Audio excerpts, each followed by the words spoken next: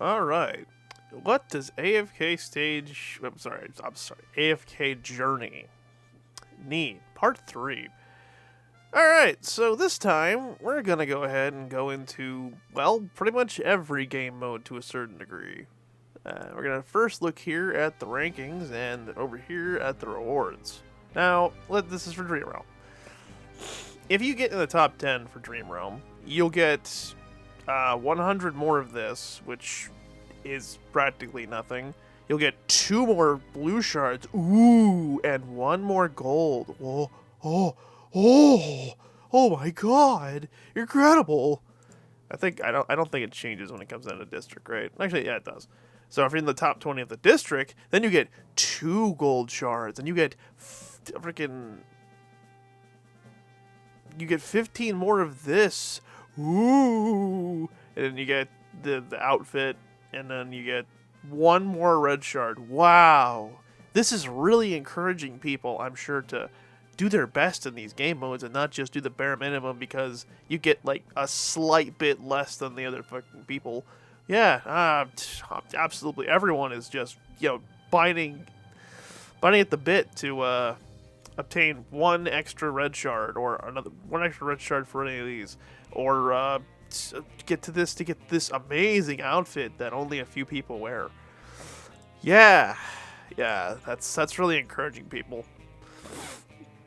To know this is as stupid as it is, AFK Journey, AFK Stages is not the main focus of the game. Dream Realm is the main focus of the game, beyond the story and whatnot. That's the thing that everyone doesn't freaking stop talking about. That's the thing that has records. That's the thing that if you look at stuff online where it's like, who has the best scores, it's Dream Realm. So those are those great rewards for that, the thing that literally everyone praises and thinks it's the best thing. Now let's go to Arena, the game mode that this game has basically ignored and said go screw yourself for, because you're literally just encompassed to your basically your server and nothing else. Which means that if you have a strong guild, that guild basically dominates the server. Our guild is that guild that dominates the server. Only a few other people in it even have remotely close to getting anywhere close, which is just the other guild that had some presence at some point, which is very slowly dying out. I think the next thing is a guy that's in the other server that was originally a part of this server is for that. And that Nimbus. Nimbus is like the furthest one out, pretty much. But that's not what we're talking about. Let's go into rankings now. No. The rewards, I forgot. They're over here for some reason. If you're at the top, you get daily rewards of 840 coins, which is fine, I guess. And gold. Ooh, the currency that doesn't fucking matter. Except unless you're really low level. Ooh, yeah, really important. And then weekly rewards, you get 2,100 coins if you're in the top 5. So let's see what it is for the rank below.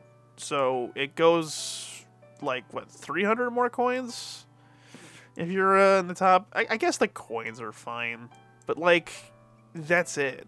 You get 5 or you get 6 of the shards. Ooh.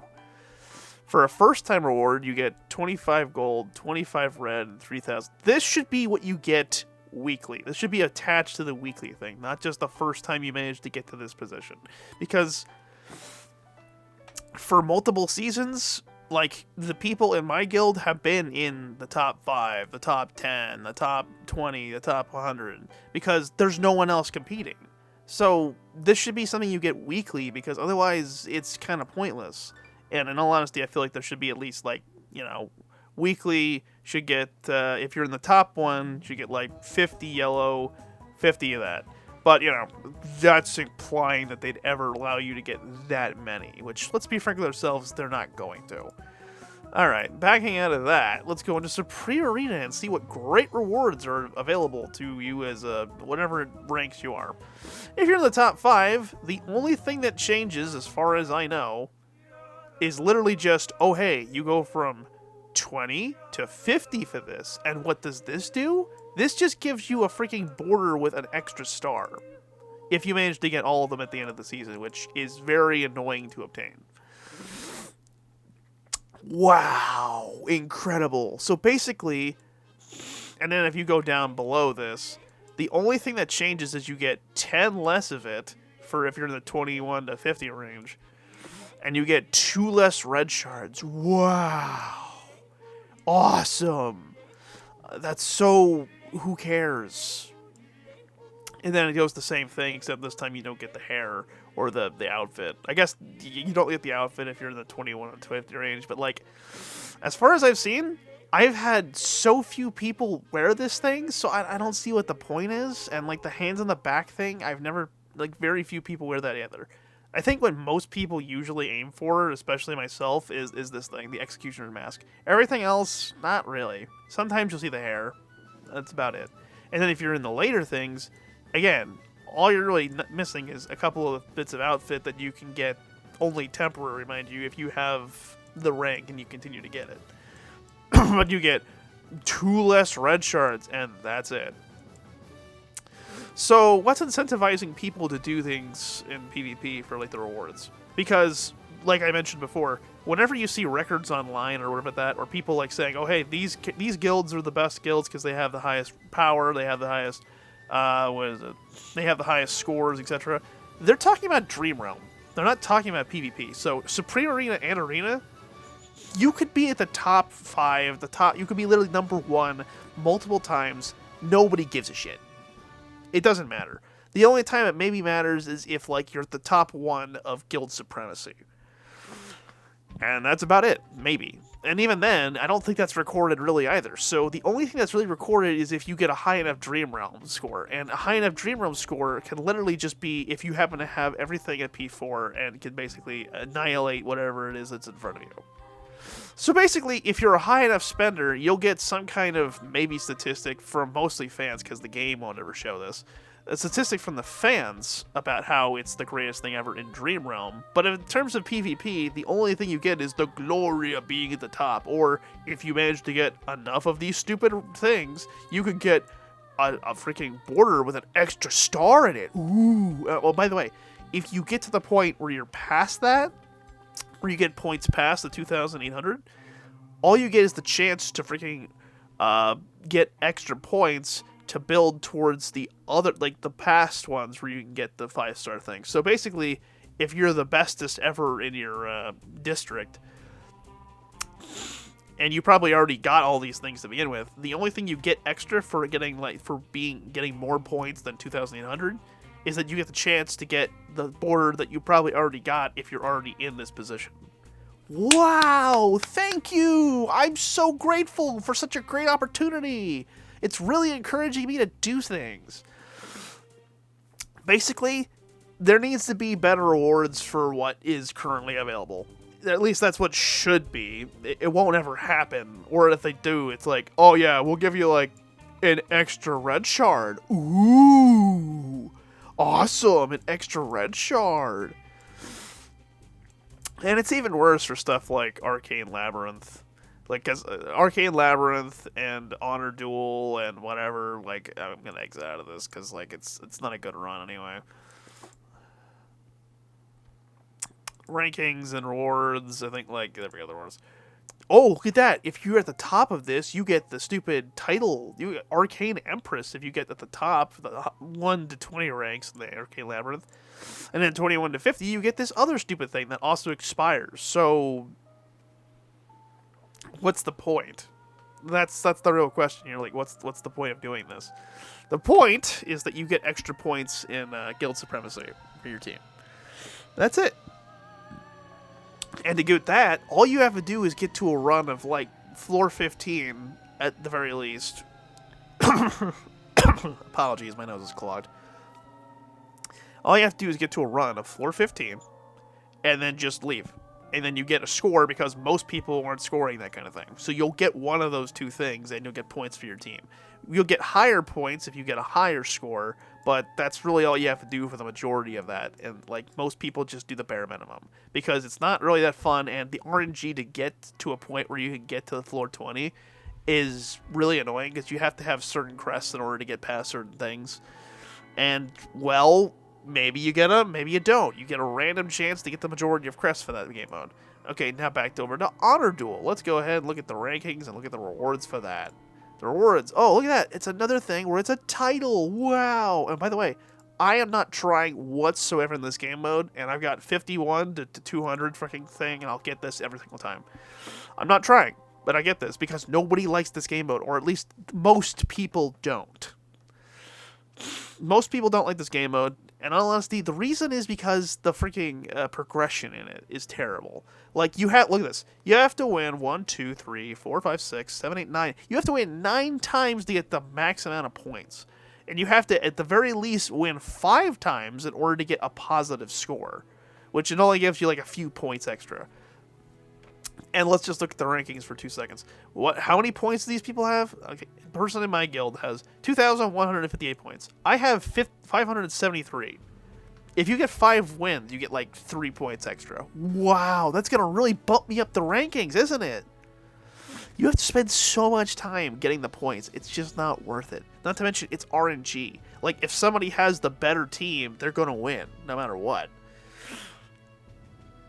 So, and if you lose 3 times, that's it. You can't do anything about it. You can't, like, reverse your shit or whatever. You just get, like, a bare minimum amount of points to spend to try and get your characters leveled up, and that's it. So, I don't really see what the point is of investing any time into this game mode.